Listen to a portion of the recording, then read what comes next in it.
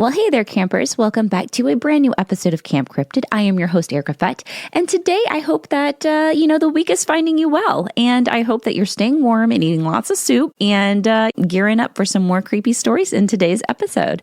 So last week and the week before, I did a two-parter about all of the scariest monsters that are cold weather and snow related. And I really want to thank everybody for your excitement on those. I really probably want to do another episode for sure on the Yeti and more on the Yukiona.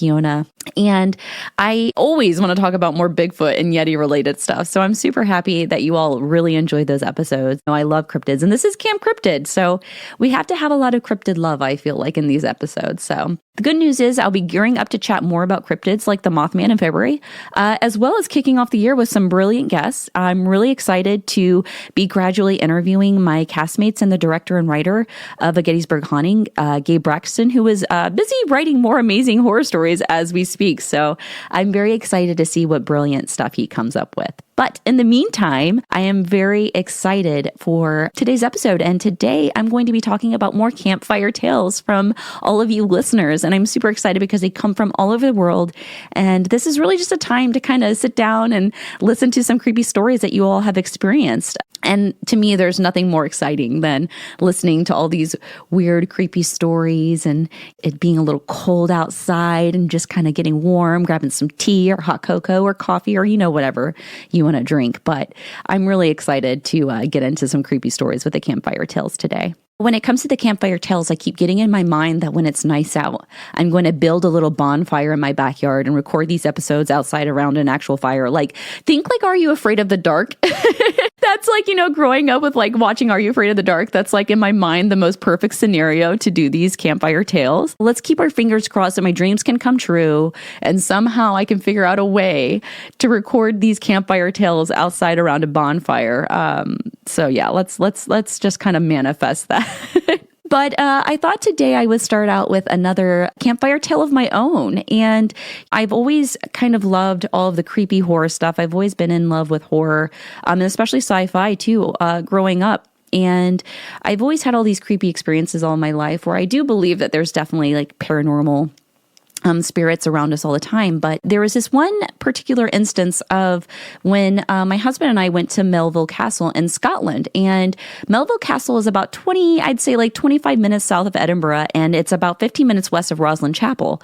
And if you are familiar with the Da Vinci Code and Freemason stuff, the Roslyn Chapel is basically in the Da Vinci Code movie, that's basically where they ended up finding more Freemason stuff and basically I don't remember what they found, but it was really crazy because it's all this Freemasonry. I think they thought that they were hiding the Ark of the Covenant there at one time too, but it's really a cool chapel if you look into it. It's got some crazy history, and this Melville Castle is about 15 minutes away from there. So it's kind of in a cool place where if you want to go to Edinburgh and you want to go hang out and see all the cool architecture and castles and all the history there, this is a great little place to stay. But what I loved about it is that Melville Castle is this castle that was built, I think, in the 1100s, and it is definitely creepy, and it is definitely out in the middle of kind of nowhere, which I really loved. But the nice thing is that you can they have little bikes there and little trails. And I think there's a golf course close. So if you like to golf too, you can go golf. But this castle is basically, it has all of this history. And Mary Queen of Scots actually at one point went and planted some trees with one of her lovers. And that lover actually ended up getting murdered later on at another palace inside Edinburgh on the stairs, which is pretty brutal. But so they say that in Melville Castle, Mary Queen of Scots ghosts, sometimes you can see her as well as other entities and people who have lived there over the past. But my experience at Melville Castle was pretty interesting. My husband and I got there, and I think we went in about 2016. And, I had to take some thirst traps for Instagram and stuff. So I was taking pictures in my room.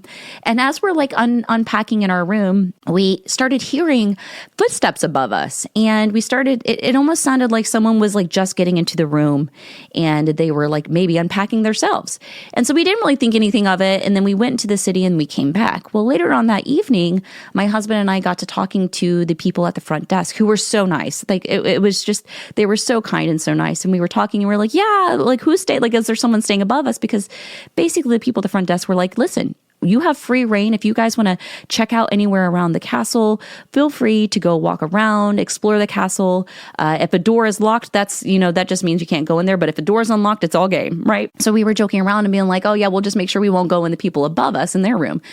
And that's when he asked and basically looked at us and said, well, what room are you guys staying in? We told him, and he's like, well, there's no one staying above you. And we were like, what? Like, we heard people walking, like we literally both heard people walking. And so I basically sat down and I was like, well, what is this place really haunted? Like, what's going on? And he's like, there's times where he's like, I walk through the downstairs. He's like, and I do not feel comfortable. He's like, you feel like someone's watching you.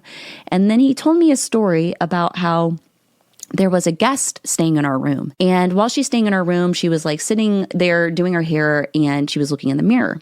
And when she looked in the mirror, the next time when she looked up, she looked in the corner and there was a woman hanging upside down in the corner.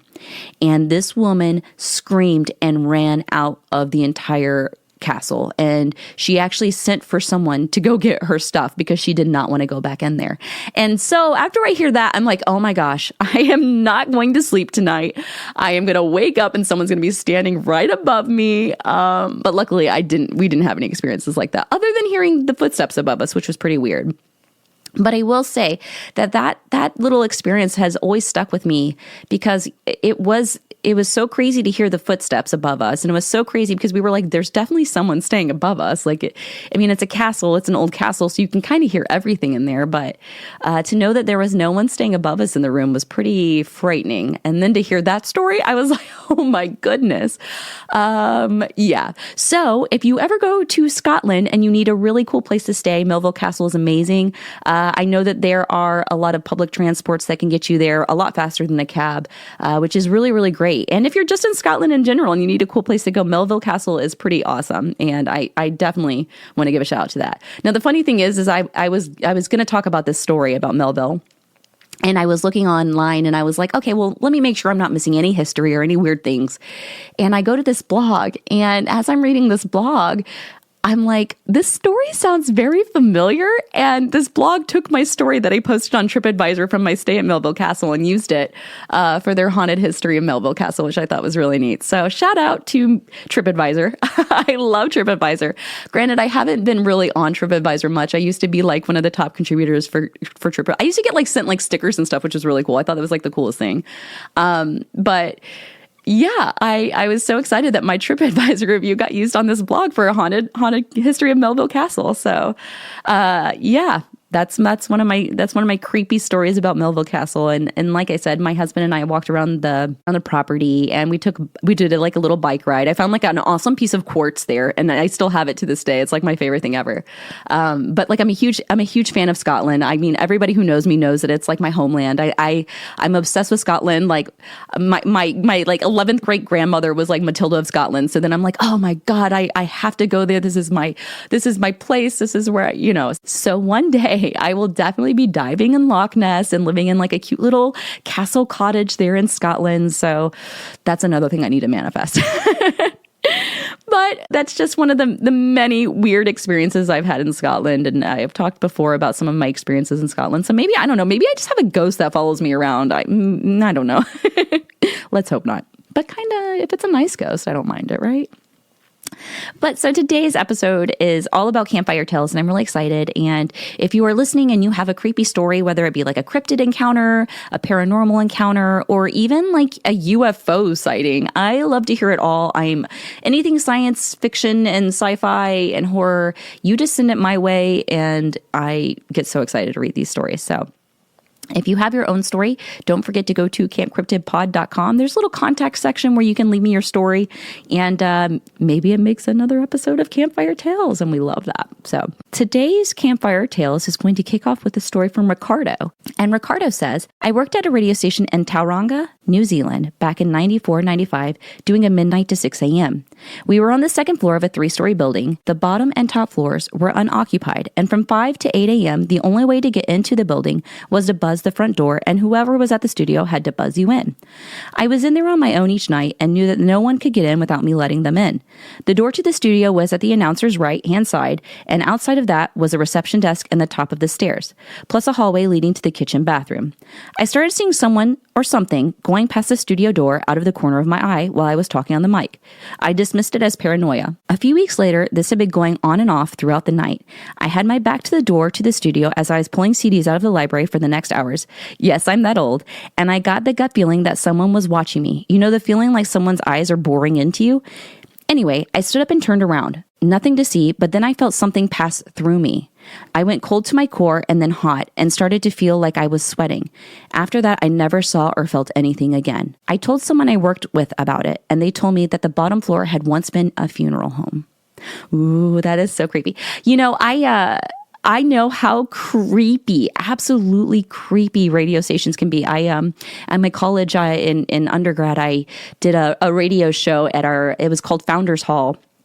And it's basically this campus had like underground tunnels all throughout it that went to different places in the city. So there's a lot of lore about where I went to school, but we did a radio station with my friend. We did like a rock show, and it was on the top floor, and it is so creepy. And when you're in those little booths, it's just like you're kind of like isolated. And I can only imagine how creepy that would feel, because like when you're in that little space, you know, doing your recordings, it's like there's an entire like world outside of you happening, and to feel like someone's out there and you're like, and oh, that has to be so creepy.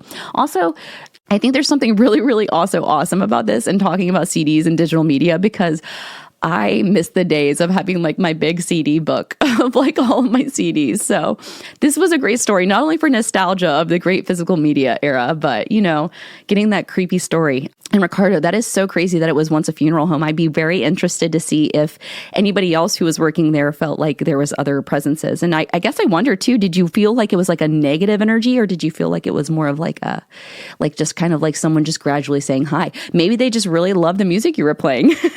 Maybe that's what this comes. They were a fan. They were like, this man is cool. But yeah, that's a great story. And like I said, coming from New Zealand, that is a really cool story. And thank you so much, Ricardo, for sending that in. So this next story comes from Mike. And Mike says, hey, I have had a few paranormal experiences in my life. One time in particular, I was traveling for work and was in Manitoba, Canada, and a coworker who knew I was into weird stuff, LOL, suggested that I stay at Fort Garry Hotel in downtown Winnipeg. I didn't think anything of it, but when I checked in, I was getting overlook hotel vibes, to say the least. So I take my bags up to my room, and the hotel is old. It opened in 1913 and hasn't seen a ton of updates since then. Anyways, I get into my room and put my bags beside the bed. The room looks like royalty has been staying there. Very old, but high-class old, if that makes sense. I figure I'll use the restroom quickly before meeting my colleague downstairs at the bar. I sit down on the toilet and start scrolling on my phone, like one does, when I hear footsteps shuffling across the carpeted floor. It sounded like it was coming from inside my room, and the door to the hotel hallway was not near where the sound was coming from. So I turned to look at the door and realized the old-style door to the bathroom has slats at the bottom, so you can partially see out of them and down towards the floor. And I swear to God, when I looked through the slats, I saw small feet like a young kid wearing Victorian old shoes and high socks with ruffled pant legs walk past the bathroom door toward the corner of the room and out of my sight. I was frozen in terror. I started to call out, "Hello? Are you lost?" Nothing. I cleaned up, washed my hands, and opened the door to the bathroom, expecting to find someone in my room, but no one was there. It sends shivers through my spine when I talk about it. Needless to say, I didn't sleep much that night, as it felt like someone was watching me the whole time. When I had that drink with my colleague, I told him what had taken place, and he started laughing, then went on to tell me that the hotel is one of the most haunted places in Canada, and that's why he suggested I stay there. LOL. I had no idea, but I do now, and haven't stayed there again since. Well, that is super creepy. And this sent me on like a spiral down like all of these like haunted hotels in Canada, which there are a lot. I actually haven't heard of this hotel, but from the outside, the building looks straight out of a horror movie. So I totally get how you felt like it was overlooked. It is really a cool looking hotel, and there's a lot of history. I tried so desperately to find the article on newspapers.com where I, was looking to validate this story, that basically people said that there was a woman who hung herself in a certain room. And the story kind of varies. Like some stories say that she hung herself after she was told that her husband was killed in a car accident or a trolley accident.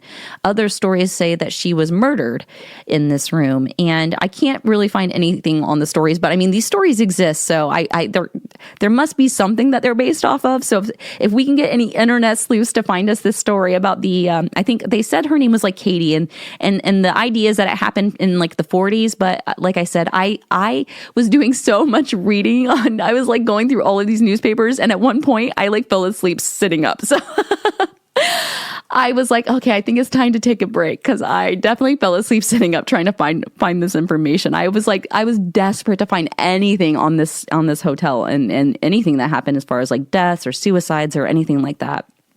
But one thing I did find that was really cool is apparently that this hotel was built in 1913 and it's a 13-story hotel. So I thought that was pretty interesting, that 13, but apparently it was built for the train system. And there were supposedly tunnels that led from the hotel to the train system, but apparently the tunnels have been boarded up, and supposedly staff has tried to find these tunnels that led to the train station and no one has found them. So there definitely is still a little bit of mystery inside that Fort Garry Hotel. So I definitely would love to make a trip to Canada and maybe stay here for myself and see if we get some creepy vibes, because there's definitely, I think, something going on there. But a lot of people say that it's definitely haunted. And the cool thing about the Fort Garry Hotel is that it was kind of like a pop-in hotel back in its day. We held a lot of conferences. There were a lot of popular people and famous people who stayed there. So it was definitely the hotel to be at back in the day when it opened. So there's definitely probably some spirits lingering around to this day, which I think is really cool. And it's really crazy, Mike, that you saw that. So it sounds like you had a little friend trying to play some jokes on you there. So thanks so much, Mike, for sending that. I get really excited about any type of haunted hotel. So this next story is going to be from David. And David says, there was a short period in my life when I turned back my Christian beliefs and opened myself up to Wiccan and spirits in general. This was in my early 20s, which puts us in early 2000s. So I used to hang out at this coffee shop that would stay open till 1 or 2 a.m. Lots of fun. As usual, it would get foggy in my hometown, and as I'm sitting there with my friends, I feel like we're being watched. I looked across the street, just looking at the buildings and the shrubbery up and down the block there as the fog gets a bit thicker. Now, I don't see it on my first or third scan, but by the fourth, I notice a section of the shrubbery becomes a bit distorted and a pair of yellow eyes are watching through the top of the bushes. They stand roughly about 4 feet tall. I blink several times as I scan further. As I'm locked on to this and not moving, it takes several forced shakes of a friend to get me to notice that he's been calling out to me. I keep my voice low so as not to alarm the others. He sits and casually scans as I did and sees it immediately. All we see is eyes, no legs or body, just eyes. He states I'm not supposed to be able to see this as I've only begun studying Wiccan and spirits. Now, this guy had no sense of fear in anything, but that night he was beyond spooked. It disappeared with the fog after about 20 minutes, even made the bushes move as it did. He never told me what it was I saw. Reading stories later on, it suggested that what we saw was a hellhound. Now, I have no further proof, but occasionally, if it gets particularly foggy where I live, now I swear I get that same feeling and will see those eyes.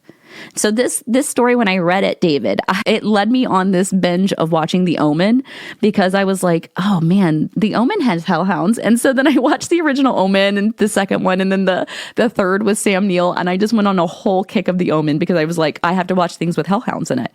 Well, I mean, the second one doesn't have hellhounds, but the third one I think does have hellhounds. But I really need to do a full episode on hellhounds, because the way that they're described over many cultures is incredibly interesting, and it varies. Some say that they're just a dog. Some say it's a dog with multiple heads. And, and even in like shows like What We Do in the Shadows, it's just a little cute golden retriever. So I think it's, the interpretations of hellhounds are very, very interesting, but it is very, very terrifying to think that a hellhound is like just sitting there watching, and especially after you had been like kind of like showing interest in learning about Wiccan. Either way, hellhounds are an extremely interesting beast, and it even had me going through all my MetaZoo cards to see if I had a hellhound, because I knew that there was like a Kentucky hellhound card, and I was like hoping so badly that I had it so I could post it when I post this episode. But hellhounds are really a very interesting cryptid, and like I said, I'll have to definitely do an entire episode on hellhounds, because the way that they're described, I mean, could just be eyes, it could just be the figure of a dog, maybe it was Sirius Black. But, that is really crazy, David. And I'm curious. I kind of want to send you an email to find out where you live, because I'd be interested to see if other people have had any type of sightings like that in the area that you live. Because I know there's like the Bridgewater Triangle in on the East Coast and like the upper New England area, which is a very interesting area. There's a lot of weird sightings. So I would be interested, David, to see where you live, to see if I can connect any of the dots with any other strange sightings. So I'll have to touch base with you on that one. But yeah, so definitely now, David, thank you, because now I'm going to have to do an episode on hellhounds. But I love it, though. I'm not going to complain at all. I love dogs, too. So I was like calling my dog a hellhound all day after I read this story. I was like, that's my little hellhound. And he, of course, was being an adorable little hellhound, and I would not mind it. So yeah, that's my bub. So this next story is going to be from Erin. And Erin says, I have a creepy story. The scariest thing that I've ever experienced. It happened in Adams County in southern Ohio. My friends and I used to go ghost hunting all the time. We would go to haunted sites, but our favorites were cemeteries. This is also where we experienced the most paranormal activity. I've seen apparitions full sprinting through a cemetery. I've also seen them floating on the edge of the woods. That shit is real. Anyway, one night we were in the cemetery and it just became the witching hour. We are standing backwards by the back of the cemetery about 40 feet from the edge of some thick woods. So my buddy Nick says it's 3:33 a.m., time for things to get weird. Literally, as soon as he said that, an orb shoots across the ground at our feet. We're in awe. We start commenting and reassuring that we all saw it. As we are talking about it, the most blood-curdling, loudest death scream comes from the woods. It sounds like a young woman being axe murdered. I've never heard anything like it and hope I never hear anything like it again. It happened right behind a tombstone we had gotten an EVP recording from. Very odd ones. And the tombstone was of a young girl, maybe 13. So the scream happens and we bolt for the car, hopping graves and headstones and full sprinting the hell out of there. The screams don't stop. We get in the car and take off. I'm driving. We make it maybe a quarter mile down the road and a deer is honestly tossed into the road. Southern Ohio is woodsy. Both sides of the roads were forest, so driving along terrified of what happened, out of the woods on the left side of the road, a deer is tossed from the thick trees and lands on the road on its neck, body in the air. It slides across half the road on its neck, gets up and runs away in the opposite direction of the street's forest. I'm not sure if you're familiar with Bigfoot sightings in Southern Ohio, but there are a lot. The Bentonville Grassman is probably the most popular from the area. It was like a Bigfoot tossed this deer. I've never seen a deer launched into the street like it was tossed from its spine with two hands. So that was one of two near-death experiences that night after the scream. The deer is launched right in front of the car. I slam on the brakes and it just adds to the already terrified and anxious emotions that we were dealing with. Then we make it about 10 miles down the road. We are maybe a mile from where we are going to stay for the night. A semi is approaching from the opposite direction on a 2-lane backcountry road. Just as it began to meet us, it swerved into our lane and I was forced to drive off the road through a farm field and ramp the ditch back onto the road. We made it to our friend's house in sheer panic and thought we would never leave again.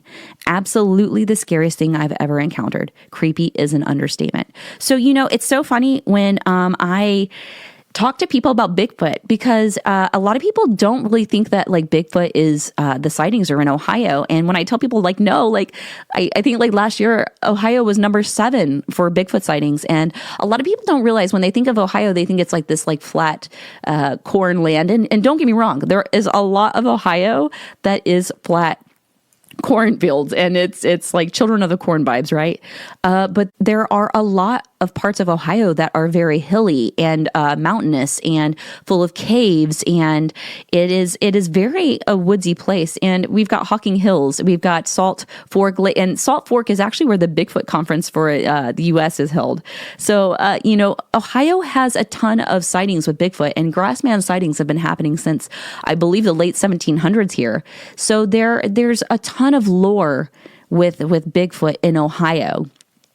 And, I always take pictures of like my backyard because I live like around a lot of woods. And so I totally, when I tell people like Ohio, especially Southern Ohio, has a lot of mountains and it has a lot of forest area. And it is definitely a place where I could see some kind of creature hanging out and living off the grid. And so, stories like this are really cool because then it's just kind of like, it kind of lets people know like Ohio Ohio has some really cool stuff. We have the Serpent Mound, and the Serpent Mound is really, really cool. Ohio is definitely a place where when I'm doing my Bigfoot research, I would one day, like, it's my dream to drop a book that's all about Ohio grassman sightings. And that's what when I started talking about doing my Bigfoot research, that's what I wanted to do, is just like go through and document every single like grassman sighting, creature sighting, and put it all together in like a little book for everybody. Cause I was like, Ohio's pretty creepy. It's got a lot of haunted places. There's a Crosswick monster here. We've got Bessie up in Lake Erie. We have the Grassman, the Frogman. Ohio's got some cool stuff. I mean, Ohio is for lovers and cryptids, which it's my fave. But yeah, this is super creepy. And I mean, if you're in Ohio, you are definitely used to deer, right? But having a deer that kind of lands in that position is very peculiar. So I do wonder if you have like had any other, sightings, or if you've talked to anybody who's had any other sightings around those areas, because that is definitely very creepy. So thank you so much, Erin. I love that, and you're inspiring me to read more about the Ohio Grassman. So this is why I love these stories, because then I get on these like deep dives where I'm like, oh, that's such a good topic. Like, oh, that's such a good story, and and then I'm just down a spiral for a week watching Bigfoot and hellhound stuff. So. So this last story is a little quick one, but I thought it was really cool because I am a big fan of what's called glitches in the Matrix. And if you aren't familiar with glitches in the Matrix, they could be anything from like if you've seen those videos where it's like, it shows like the soccer stadium, and then it shows like a figure like running through the crowd. And obviously the crowd doesn't see the figure, but it's clear as day it's like a figure. Or if you've seen any of those videos where it shows like traffic cameras, and then all of a sudden like a car or a person appears out of nowhere. I love these stories because I just think they're very cool and they're very mysterious. And, I always say it's like the Scully versus Mulder. It's always the Mulder in me who's like, yes, oh my gosh, it's totally a glitch in the Matrix. But I like living my life like a Mulder. So, so this next story is from Jojo. And Jojo said, saw what appeared to be me driving my identical vehicle with my matching license plate past me and my brother late one night in Old Venice.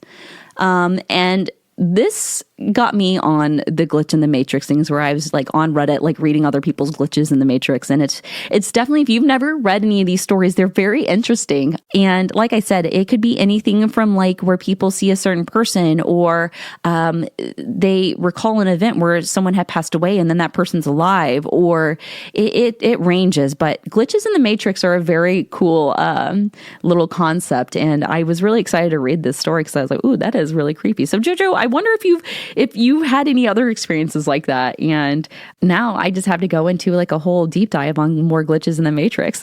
So maybe I'll have to do an episode on those too. But yeah, I loved all of these stories. I have so much fun reading them, and especially because they come from all over. I just love them. I just think that there are so many weird, interesting stories. And, that's another thing too. If you are listening to any of these and you've had like experiences that are similar, or you've stayed at the Fort Garry Hotel and you've had something creepy happen, or maybe you live in Ohio and you're like, no, I've definitely seen the Grassman, let me know, because we're going to come together as like a little community, and we're going to like have some creepy fun with all of these. And I love these. I love these cool stories. It gives me something to read. And then I just go on these like deep dives where I'm just like diving all over the internet, looking up these topics. And it's my favorite thing. But yeah, I'm really excited about all these stories today. So thanks so much to David, Aaron, Ricardo, Jojo, and Mike. Thank you so much for sending in your stories. That is so awesome. I loved reading all of them. They were all super creepy. And I mean, I'm sorry that you guys had to be so terrified, but but hey, they make for good stories in the end, right? And with that being said, like I said at the beginning of the episode, if you have a creepy story that you would love to share, whether it be, a UFO experience, or maybe you work at Area 51 and you want to, talk to me about it, I would also love that.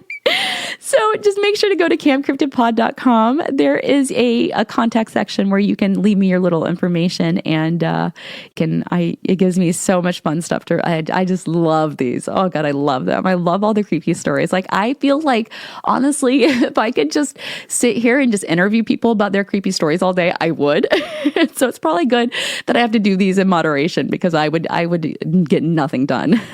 But yeah, so like I said, I am going to have some fun episodes coming up on Mothman coming up. I had Patreon people vote on which cryptid they wanted to see, and out of I think Flatwoods Monster and Jersey Devil and something else, Mothman won. So I'm really excited. I've been to Point Pleasant before. I posted my picture on Reddit by the Mothman a couple months back, and I think I need to go back to Point Pleasant. I think it's time for me to make another trip to go see the Mothman. So it's only about 2 hours away from where I live, so I'm not too far from Point Pleasant. So I'm really excited. I know my friend Wes, for anybody who's followed my cosplay work over the years, my friend Wes actually lives right across the river from Point Pleasant, like 5 minutes down the road. And I'm always like, Wes, have you, like, oh, he's probably just like, oh my gosh, Erica, stop. But thankfully he entertains my my chaos with cryptids. So. But yeah, I'm really excited about talking about the Mothman. I think the Mothman is one of my favorites, and especially since there have been like sightings of the Mothman in Chicago and random places all over the Midwest. I think it's kind of going to be a fun little topic to talk about, because who doesn't love like a flying man with red eyes, right? Like, clearly. And like I said, I'm also excited because I was a part of the amazing crew and team for A Gettysburg Haunting. And so I'm going to have the writer-director Gabe Braxton on, have Edwin and Jeremy, who were, the amazing leads for this movie. And I can't wait to have them on and talk too. It was such an amazing experience with such a great group of people. And I'm very excited for you all to see the trailer. I will definitely keep everybody posted, and I'll be posting about it nonstop. But I'm just so excited. I love horror, and to see the magic behind the scenes was just incredible, and to see how much love and care and precision that people put into making it come true. It was just such an amazing experience. So I know I talk about A Gettysburg Haunting all the time, but I'm just so proud of it. I'm so proud of everybody on the project, and I can't wait to get you guys like deep diving in it with me. So I'm very excited. I'm very excited about it. But other than that, today's episode was thanks to you all, like, for sending me your amazing stories. I could not, I've had a lot of creepy experiences, but it's way more fun for me to read your stories than talk about my creepy experiences. So I just want to thank everybody again for sending your stories in and making my campfire tales come true. So maybe one of these days we'll be sitting around a bonfire, hopefully when it's nice out, because it is frigid out right now. And we'll be having some like Are You Afraid of the Dark style episodes coming your way. So that is the hope. But hey, we're making it happen right now in my little computer room. Real quick too. A lot of people have been asking me about video right now. Well, right now, my room that I record my Camp Cryptid stuff in is being used by the stray cat that I found a couple months ago before Christmas. So Salem, for those of you who follow my Twitter, he is taking up my space in there. And so I'm in my office right now recording these episodes. So once that little guy is back in the general population of my cats in my house and he's not confined to the room, I'll be doing those live video recordings again. But until then, we got to make sure that little guy gets a little bit better. So yeah, Salem, he's a cool cat. But yeah, in the meantime, hey, if you have any questions or need anything at all, just holler at me on social media. If you have any comments, make sure to leave them on YouTube. I do also put all the stories and all the stuff on YouTube as well, so you can always go there to, and there are a few video recordings on there too, but like I said, once little Salem gets better, I can start using that room again when he's out with the rest of the cats. So I'm just a cat lady over here, so I don't mind it at all. But hey, thanks so much for you all listening today. It has been an absolute joy to sit here and read your creepy stories and just have fun. And I just absolutely love it. And I want to thank you all for being awesome. You are the best campers in the world, and I could not ask for a better crew of people. So thank you all for listening. And hey, until next time, take care.